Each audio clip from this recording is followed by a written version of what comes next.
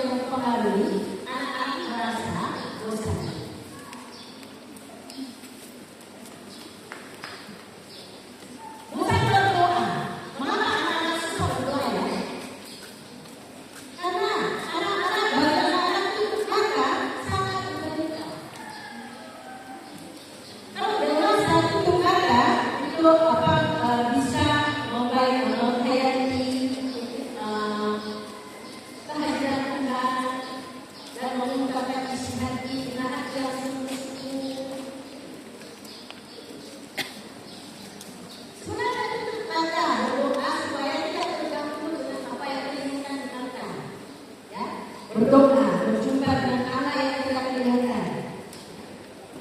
Tapi pada anak sangat besar, apalagi anak-anak usia dini, mereka paling takut tutup mata dan sekarang anak-anak bisa dan capek di rumah. Anak-anak itu maunya bergerak terus. Sepertinya ada kaki di dalam itu tidak bisa bergerak. Tidak bisa berdiam. Mereka terus mau bergerak. Memang ini ada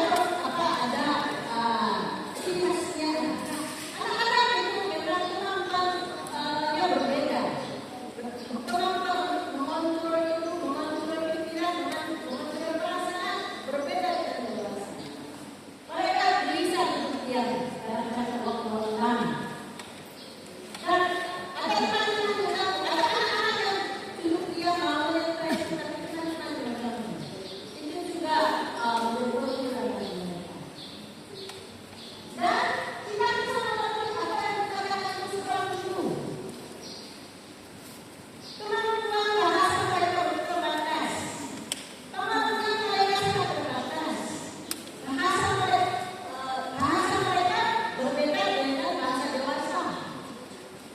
Jika gurunya memakai bahasa dewasa, tidak ada skill itu akan berkomunikasi dengan anak-anak dengan bahasa anak sederhana.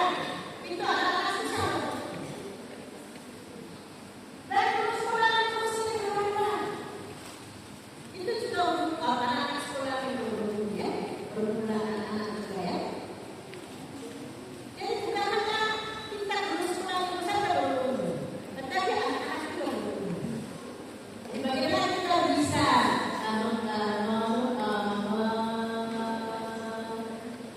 memperkecil dan kita bisa berusaha menggunakan permulaan ini, yaitu bisa ditolong dari pengertian perkembangan. Nah, sebenarnya proses pertumbuhan manusia telah dirancangkan oleh Tuhan. Kita coba nonton satu video.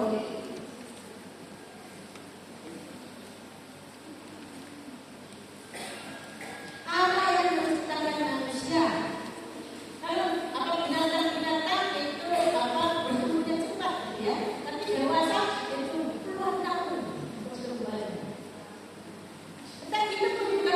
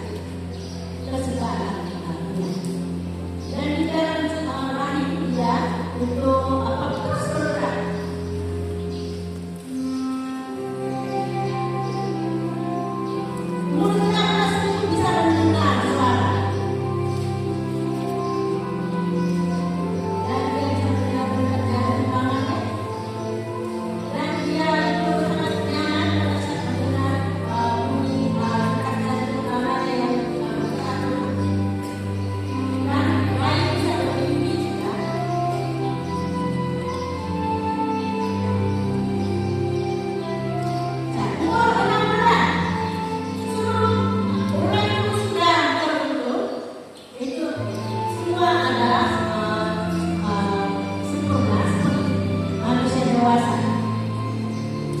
Sehingga 38 minggu atau 42 minggu kemudian caranya mereka keluar dari namanya keluar dari lahir dirinya.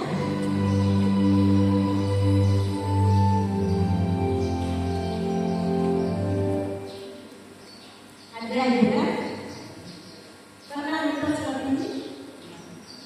Pernah? Nah, semuanya saya itu kita bagaimana diciptakan oleh Tuhan. Ini semua proses pertumbuhan manusia dirancangkan oleh Tuhan. Begitu ajaib. Bapak Ibu dan saudara-saudari, melalui kesempatan ini saya mau mengingatkan supaya jangan terjadi anarkisme. Coba lihat, seorang bayi itu ada di dalam hari ibu. Begitu apa langsung bawa atau memiliki ibu. Semua ajaib kan? Kita harus bertanggung jawab atas kehidupan seorang bayi. Tuhan mengizinkan hubungan intim di antara suami istri saja. Oleh karena itu, kita tidak harus menjaga hidup yang kudus dalam hubungan intim. Jadi harus jaga keputusan hidup sampai menikah, ya. Supaya seorang bayi lahir di dalam keluarga yang katakanlah keluarga yang kudus bisa bertumbuh berkah. Tidak boleh sekarang manusia.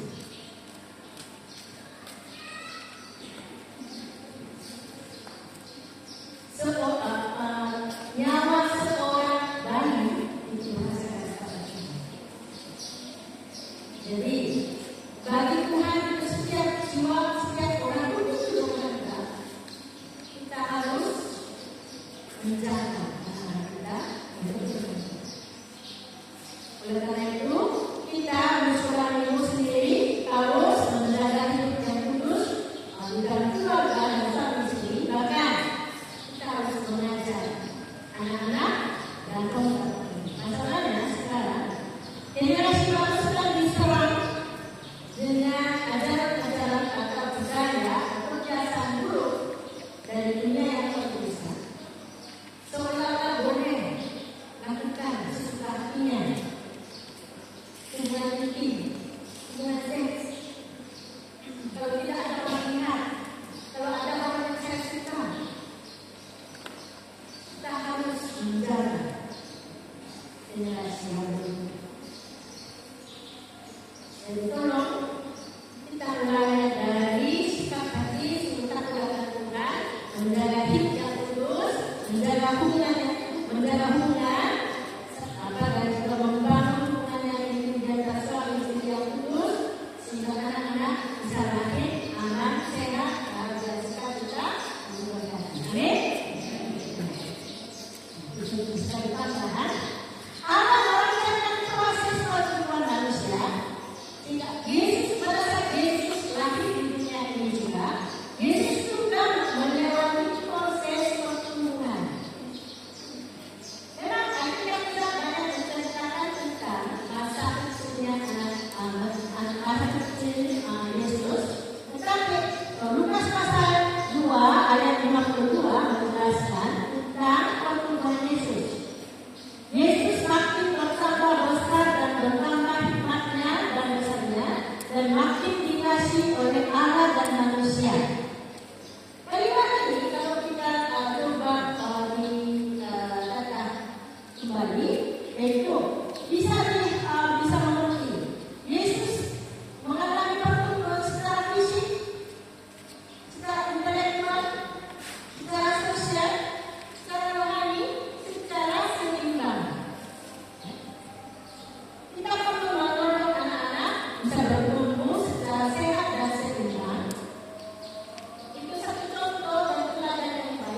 yaitu pertumbuhan Yesus.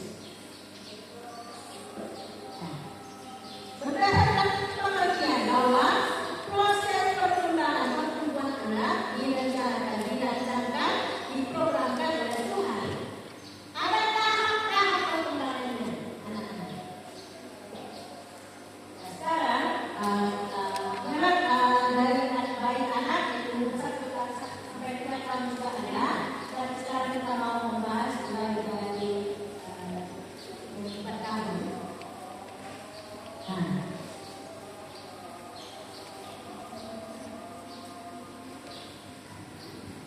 usia anak ini adalah usia anak tahun seperti itu ya, anak usia ini. Nah, mereka itu secara fisik sangat aktif sekali dan terus bergerak dan mereka itu bahas psikolog yaitu otot-otot besar itu yang bergerak sepertinya kaki berjalan lari dan memakai tangan dengan seperti itu disebut motorik kasar. Ada otot besar disebut motorik kasar.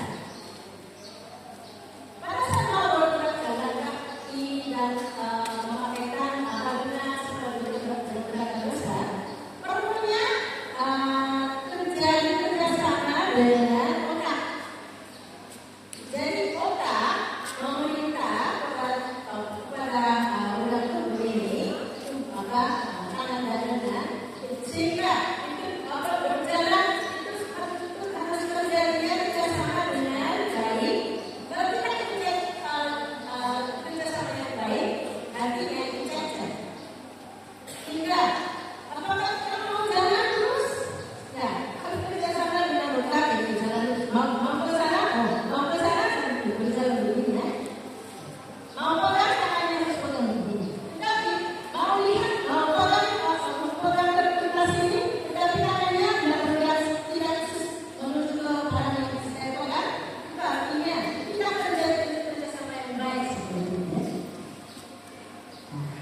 Dalam masa anak pertumbuhan itu terus otak ini sedang bertumbuh, itu bisa terjadi kerjasamanya motor kasar dan motor halus. Motor halus memakai garis-garisan.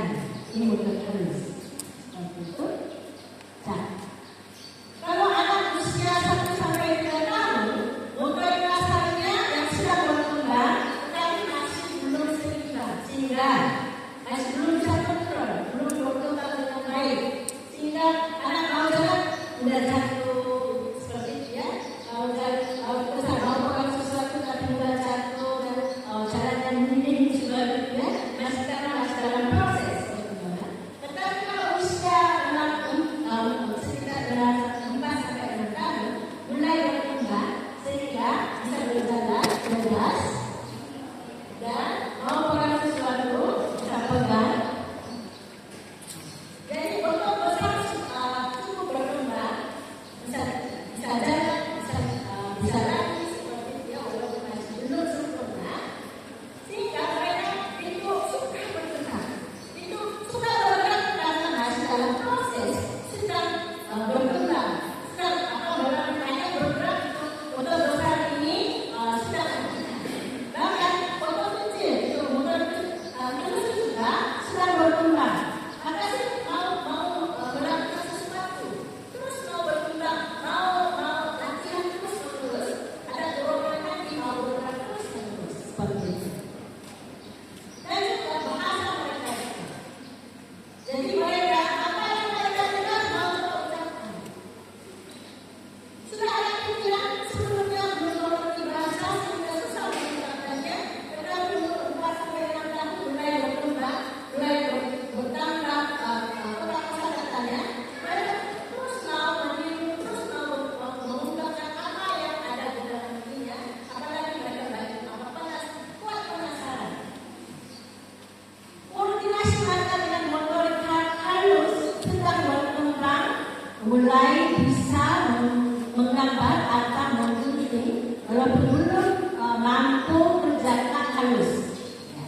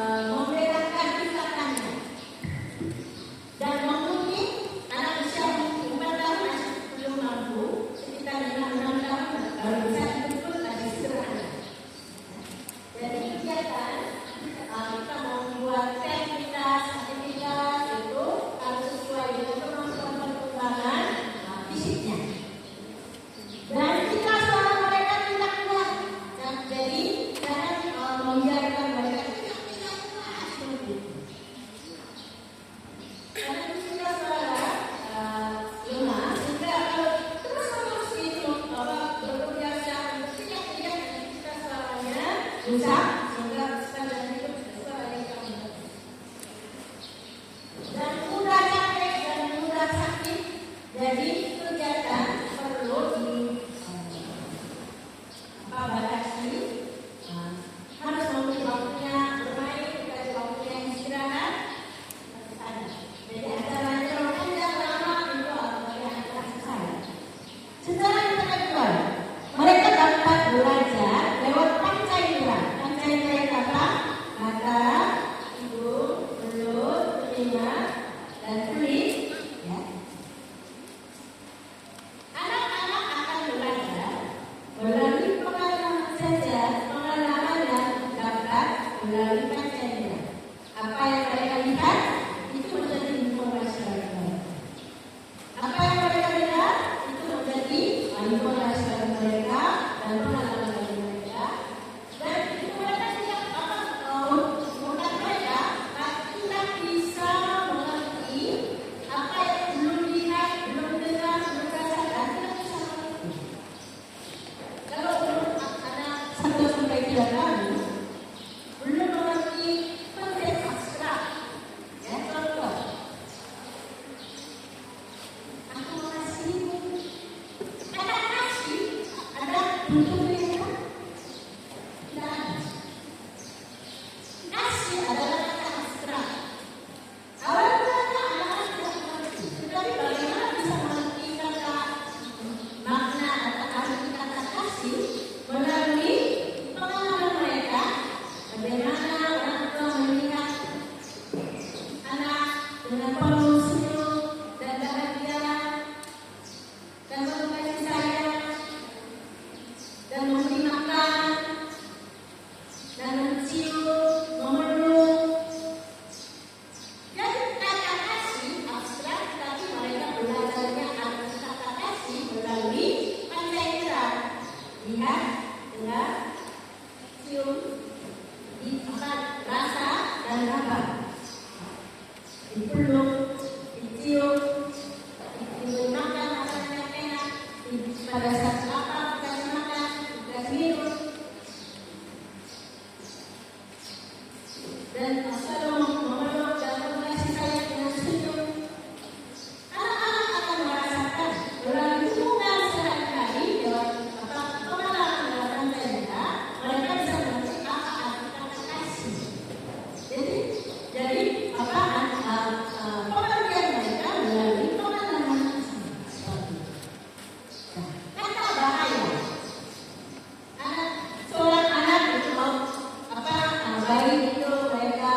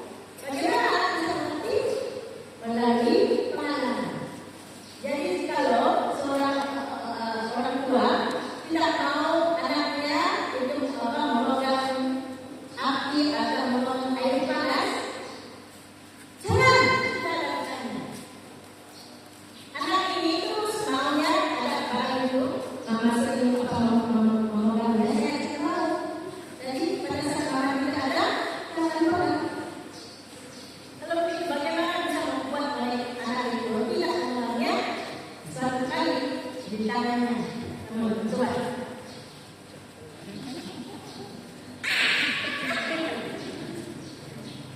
Panas, tidak mengerti. Ini tenang, panas. Baru mengerti. Ya, jadi seperti itu. Anak-anak, Anda bisa mengerti melalui pengalaman lewat tantangan.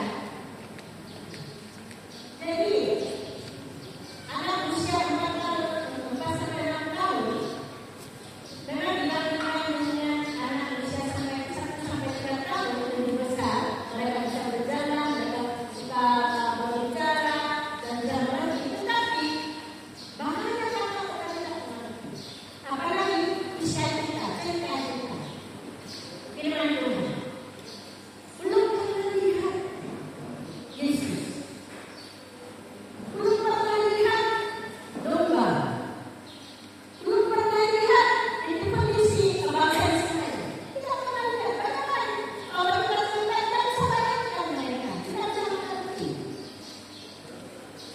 Oleh karena itu, kita bisa memberi pengalaman yang tidak langsung melalui alat peraga. Alat peraga, yaitu seperti gambar, boneka, tempe-tempe, gambar yang tempe, gambar flashcard, atau video,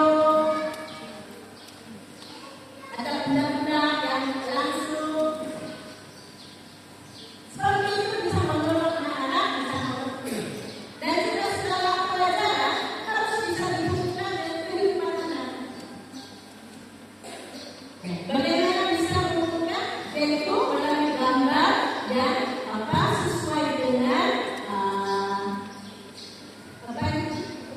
gambar yang sangat familiar dengan anak-anak. Gambar anak dewasa mereka tidak tertarik. Gambarnya Tuhan Yesus pun seperti gambar seperti anak kecil seperti kartun yang lucu. Anak-anak ini merasa lebih dekat. Gambar dewasa kan sangat terlalu suka. Tetapi anak-anak lebih suka dengan ada hubungan ada hubungan dengan pengalaman itu, ada kehidupan mereka. Jadi kita perlu mempersiapkan anak anak karena anak tidak bisa berpikir secara abstrak. Anak-anak yang bisa mengerti hal-hal yang konkret yang sudah pernah lihat, sudah pernah dengar, sudah pernah rasakan, sudah pernah mengalami. Karena di sini dengan Tuhan tidak mungkin anak-anak berjalan, yaitu melalui alat cara kita memberi pengalaman yang langsung. Dan konsep siapa Allah? Allah itu tak kelihatan. Bagaimana kita bisa berkata kepada mereka? Allah tak kelihatan. Bagaimana kita bisa menjelaskan kepada anak?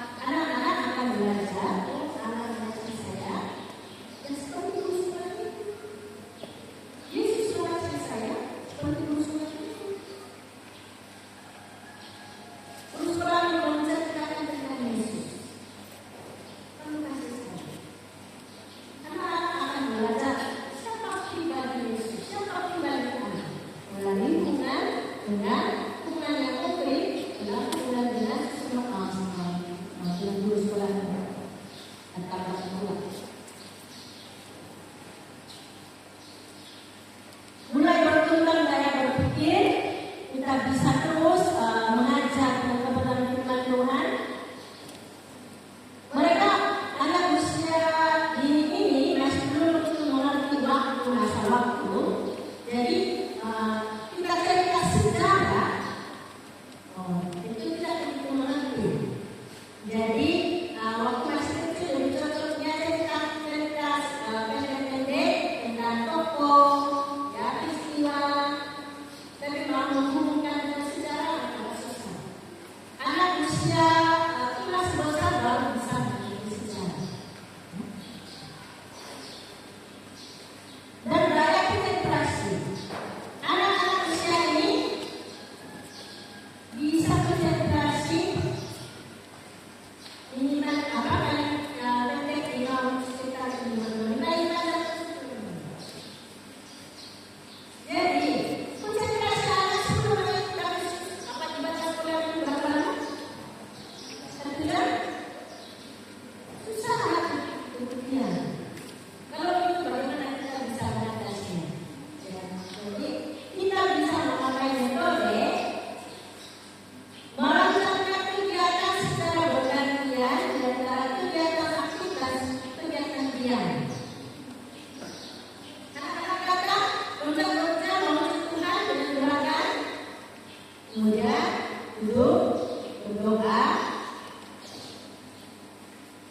dan duduk berdoa ya seperti itu. Kemudian sebentar lagi nyanyi lagi, bermain games, duduk lagi mendengarkan cerita firman Tuhan dan beraktivitas lagi.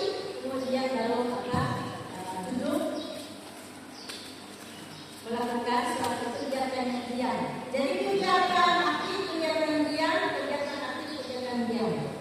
Itu harus diajarkan kalau 10 menit, 5 atau 10 menit. Cerita firman Tuhan disiapkan jangan lebih dari 10 menit. Itu pun harus ada alat-alat.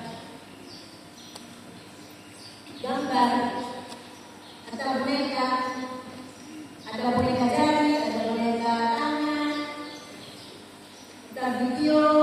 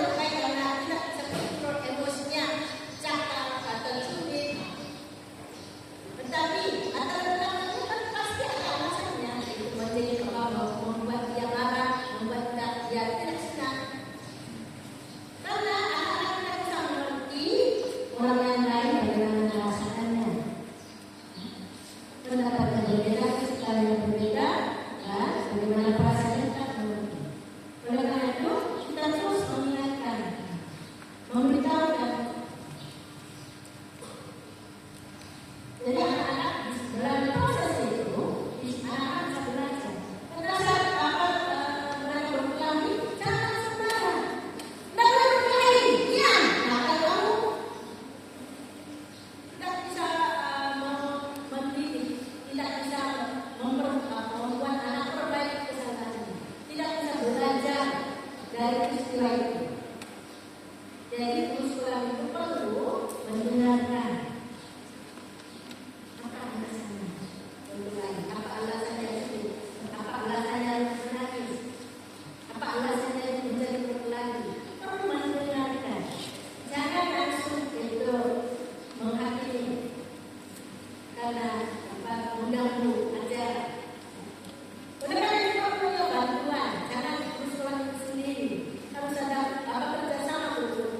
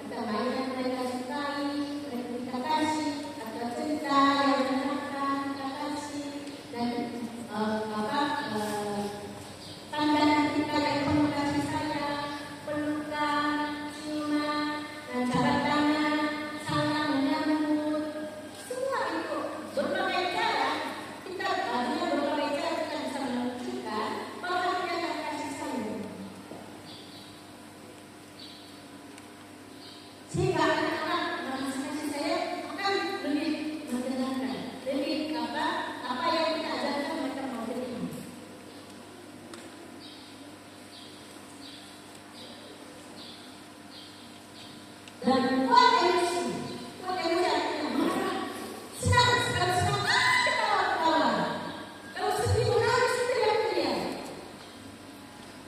Sangat kuat emosi. Perubahan emosinya itu sangat sensitif seperti itu. Kita perlu mengenalinya. Jadi cepat bedakan yaitu caranya kamu sedih. Kamu marah. Jadi bacakan apa yang dia rasakan, kita ucapkan. Jadi melalui cara ini membuat anakku saya mengerti. Ini mengerti. Karena ini menurut saya, menurut perasaan saya. Jadi sering memakai kata oh gitu, benar kan? Kata mereka oh gitu. Sering memakai kata oh gitu. Atau dan juga kita sering makasih orang kita. Kamu hari ini senang ya? Senyumnya manis. Kamu sedih ya? Apa yang kamu menangis karena sedih? Apa yang membuat kamu sedih? Bacakan perasaan. Kamu marah ya? Apa yang membuat kamu marah? Kamu capek ya? Sehingga kamu tidak mau berdiri, tidak mau bergerak. Kalau kamu sakit, jadi kita menentukan perhatian melalui membaca emosi dan perasaan dan keadaan mereka. Harus mengucapkan. Kemudian,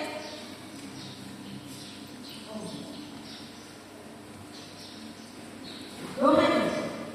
Mereka percaya dan mereka dengar.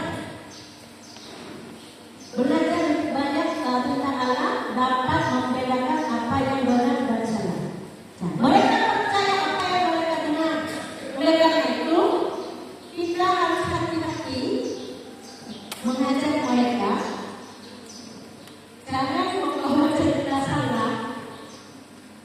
Kita belajar dengan Tuhan secara benar, membaca sesama, dan ajar kepada anak.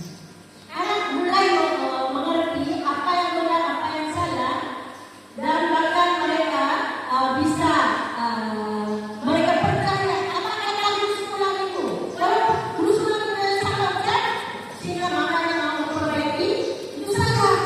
Mereka tidak benar. Walaupun guru ucapan guru lebih salah, tetapi itu mereka lebih pegang daripada kebenaran yang dikasih tahu oleh mamanya papanya.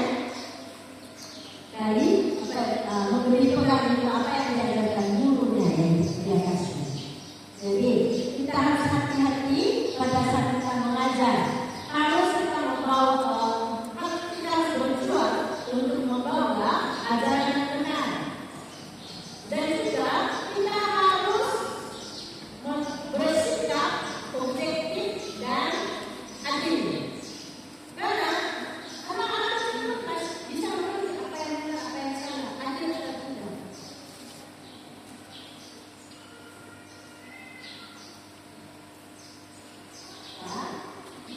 7 sampai 9 tahun. Karena waktunya makan, jadi kita ada dulu sedikit, dan setelah makan kita melanjutkan. 7 sampai 9 tahun psikolog. Koordinasi mata dengan motorik halus cukup berkembang. Kegiatan menggunakan tangan mampu dikerjakan walaupun masih terbatas. Mereka bisa menulis, bisa menggunting, bisa menggambar. Jadi kita bisa mempersiapkan kreativitas yang menggunakan jari tangan, mungkin menggambar seperti itu, melipat, dan sangat mendorong anak-anak itu senang dan aktif dalam hidupnya. Kita menggunakan berbagai kreativitas sesuai dengan tema firman Tuhan. Dan mereka sangat aktif dan sangat berlebihan. Masih mereka tidak bisa mengontrol diri. Semangatnya sangat luar biasa. Maka kita perlu mengerti dan juga sama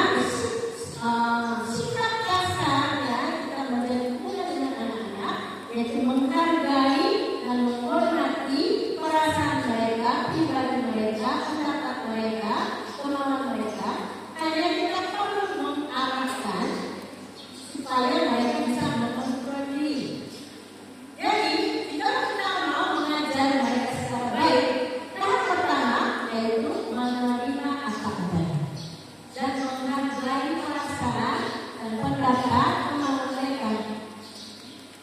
Kalau itu lebih mudah berkomunikasi daripada satu arah dari guru terus memerintah.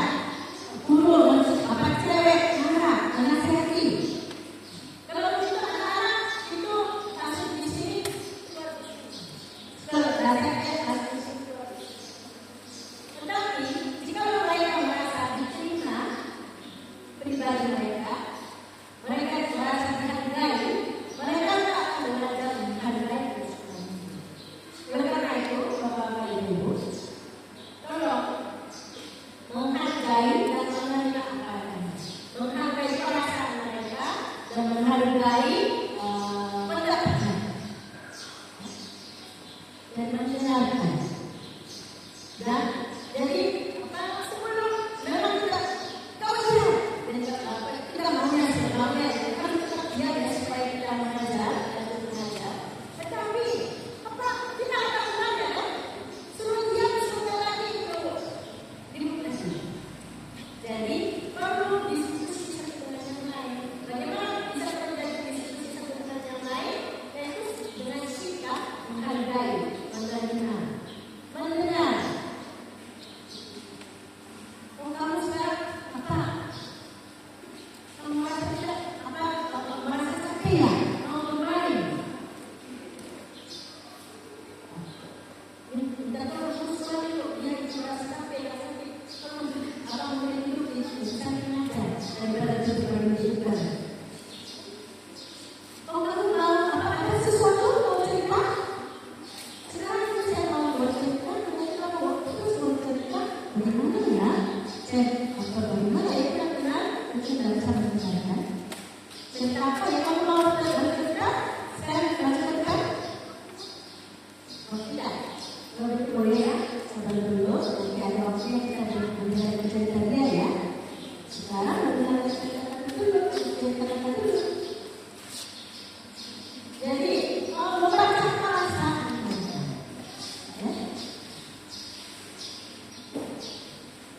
Dan mampu konsentrasi sampai 15 menit, 7 sampai 15 menit. Cara menghitungnya waktunya konsentrasi usia kali 2. Anak umur 10 tahun kali 2 sekitar 20 menit bisa konsentrasi. Anak 15 tahun kali 2 sekitar 30 menit bisa konsentrasi. Rata-rata bukan hukumnya itu, tetapi rata-rata seperti itu. Jadi untuk anak usia juga, ya, itu merancangkan program sangat lebih dari 15 menit setiap kegiatan. Setiap kegiatan jangan lebih dari 15 menit. Dan mampu menulis dan menyukai membaca. Anak usianya anak kelas 1, 2, 3 SD. Jadi mereka bisa membaca, mulai membaca. Jadi terus mendorong anak-anak membaca kita. Kalau usulan itu mengajar anak-anak setiap kali datang ke gereja membawa cerita. Sebelum membawa cerita dengan Tuhan, mengajar anak-anak membuka kita teks firman Tuhan atau ayat-ayat Tuhan, membuka firman Tuhan, membaca, beri kesempatan untuk anak-anak membaca. Itu satu momen untuk anak-anak latihan berlatih membaca kita, membiasakan anak-anak membaca kita. Dan mulai itu mereka akan terlatih kita belajarnya di mana, kita menulisnya di mana, kita evaluasinya di mana. Jadi sambil mencari mereka bisa terlatih untuk mencari kitab-kitab di dalam kita. Jadi tolong usulan itu mengajar anak-anak setiap kali datang ke gereja membawa kitab dan sebelum membawa cerita dengan Tuhan baca teks firman Tuhan. Kalau terlalu panjang susah ya, mungkin kita beberapa ayat masih bisa anak-anak. Jadi setelah membaca cerita hari ini saya bawa dan cerita teks firman hari ini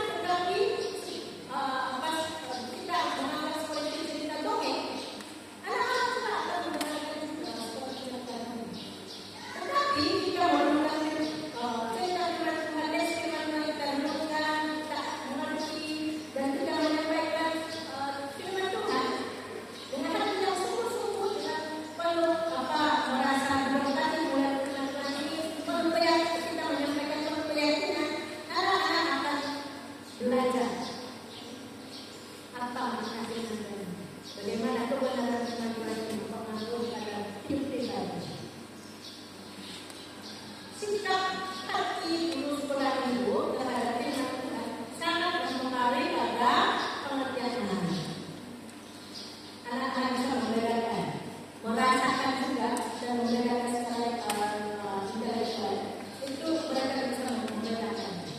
Menurut anak-anak supaya mereka bisa mengerti firman Tuhan adalah kebenaran.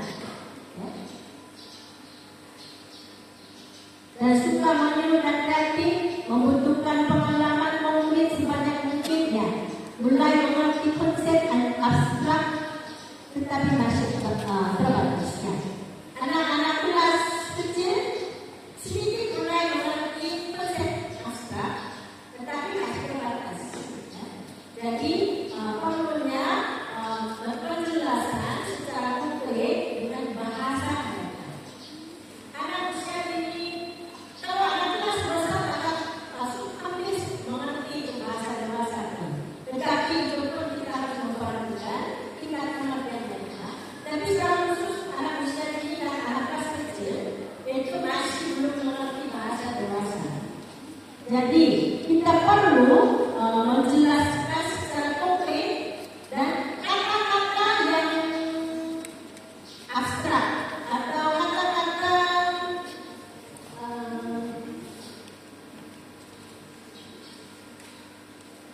seperti mu, nya, ya, seperti itu ya. Anak-anak tidak mengerti. Harus menjelaskan. Pada saat kita membaca kita dan menyanyikan pujian, ada kata-kata dia, ku, mu, nya itu mereka tidak mengerti. Jadi harus menjelaskan. Ini manusia siapa? Yesus atau saya? Nya itu manusia siapa? Yesus atau Allah atau orang jahat? Atau benar? Harus dijelaskan secara konkret. Perlu penjelasan konkret. Dan mereka pula kaya ingat dan suka belajar yang baru. Jadi kita perlu mengajar menghafal ayat-ayat. Waktu SD paling mereka aktif, paling bisa menikmati menghafal. Otak juga bisa dilatih. Jadi mungkin gereja-gereja perlu membuat lomba ayat Al-Quran. Waktu saya SD itu seringkali ikut lomba ayat Al-Quran. Saya pernah menghafal satu pasal seperti Amsal pasal 1, Mazmur pasal 1. Itu ayat-ayat itu panjang, itu bisa dihafal. Tetapi mulai dari satu ayat itu menghafal dulu. Perlunya itu membiasakan diri untuk menghafal firman Tuhan. Jadi kita perlu melatih anak-anak menghafal firman Tuhan. Nah, waktunya lapar. Kita berhenti sampai di sini dulu. Nanti setelah makan kita selesaikan sebelum itu.